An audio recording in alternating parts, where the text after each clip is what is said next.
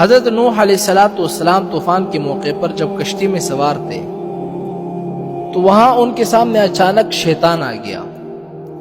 حضرت نوح علیہ السلام نے فرمایا کہ بدبخت، تو یہاں پر بھی پہنچ گیا ہے، اب میں تمہیں نہیں چھوڑوں گا جب تک میں تیرا یہ راز معلوم نہیں کر لوں کہ تو لوگوں کو آخر گمراہ کیسے کرتا ہے اور کس وجہ سے کرتا ہے، کس راستے سے کرتا ہے، تب تک میں تمہیں نہیں چھوڑوں گا۔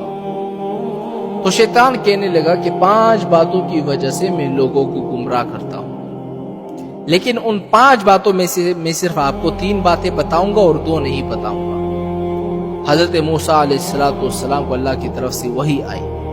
کیا وحی آئی؟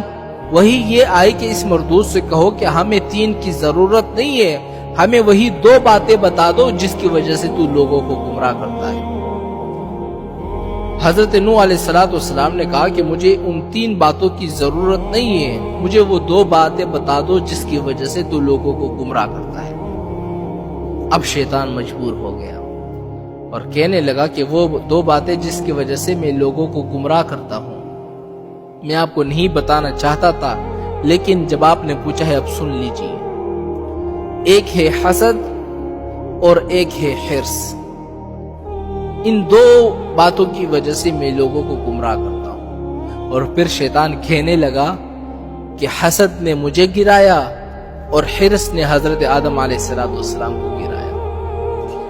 کیسے گرایا؟ اس لیے کہ جب آدم علیہ السلام کو اللہ تعالیٰ نے بنایا اور آدم علیہ السلام کو اللہ تعالیٰ نے علم عطا فرمائی، ان کی شان و شوکت کو فرشتوں کے سامنے ظاہر کر دیا، تو اللہ تعالیٰ نے فرشتوں کو حکم دیا کہ اس کو سجدہ کرو، تو پھر سارے فرشتے سجدے میں گر گئے۔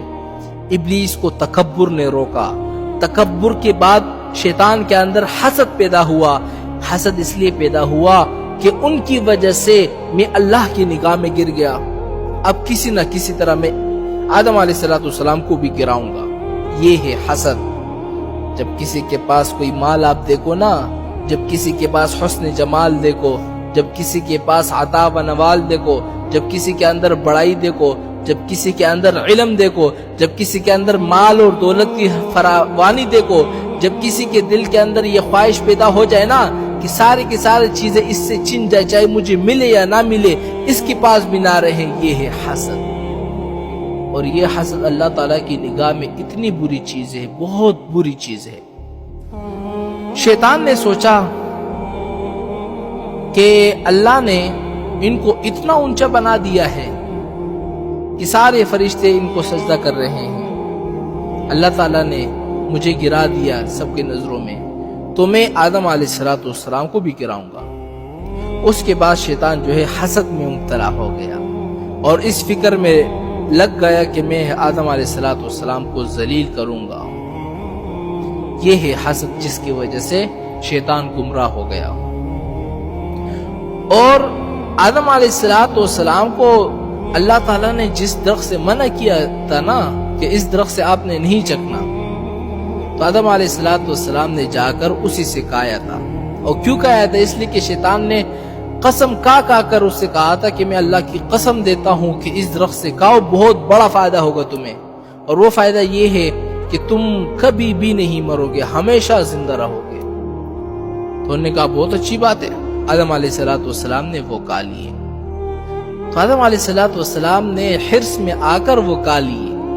اس لیے شیطان نے کہا نا کہ حسد نے مجھے مارا اور حرص نے حضرت آدم علیہ السلام کو گرایا۔